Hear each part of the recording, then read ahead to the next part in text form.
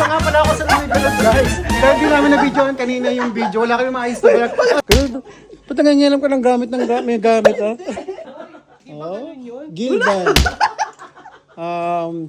Maydan. Kayo nung ano to, kama.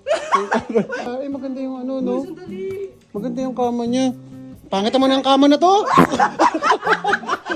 Ano niya, no? Hindi na ako nakapag-video kanina. Sa akin wala iba.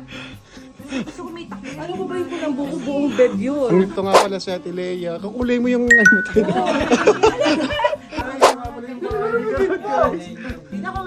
Dapat mag-inay talaga kami. Kasi may bibigay daw si Garod na, ano yung bibigay mo, Garod? Takong! Hindi niya mahuhubos.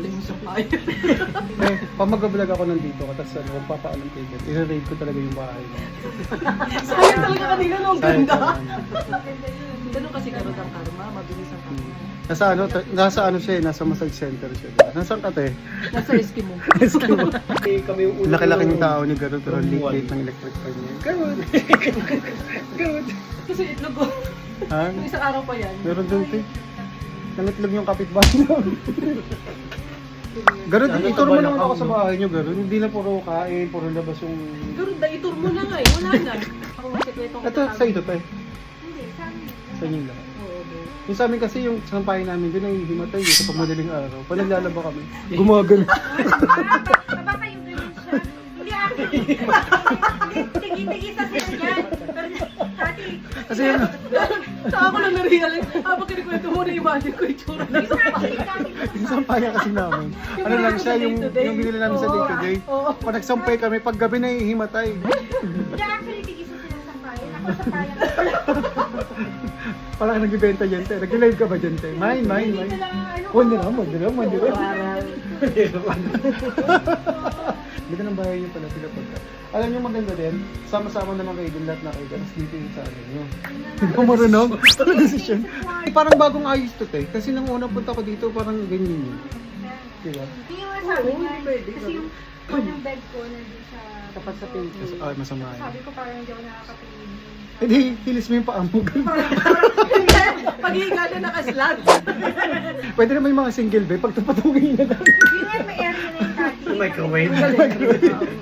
Dito guys, may nalaman ako, hindi sila naghuhugas ng plato. Nung nakaraan ko nalaman, bumibili sila ng disposable, tapos sila maghuhugas ng plato.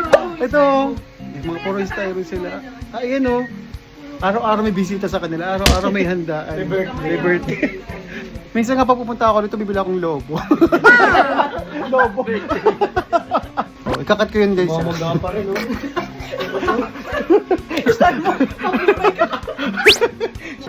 Dali, dito ka. Bakit sabi ko kay ate, ano, kay Kati, kay Kati, walang budo, kay ate Kat, ano, baka siya magbibigay ng karne. Nagkatay kayo ng baboy? Dito, umurong ka muna. Saan galing? Ito naman, para naman natin nakakatangang-tangon. Hindi nga sabi mo, madami karne dito. Sa kanya galing yun. Nangiya kami doon kanina, doon sa may walkyo kanina. Nagtingin na kami. Tapos yung mga kabayan tumatawa, ha? Oo, natawa nga yung mga kabayan kanina. Cute. Alam mo ba kaya kita tinatawagan kita uniform mo? Para ko na. Kunwari, hello Kat, nasan ka na?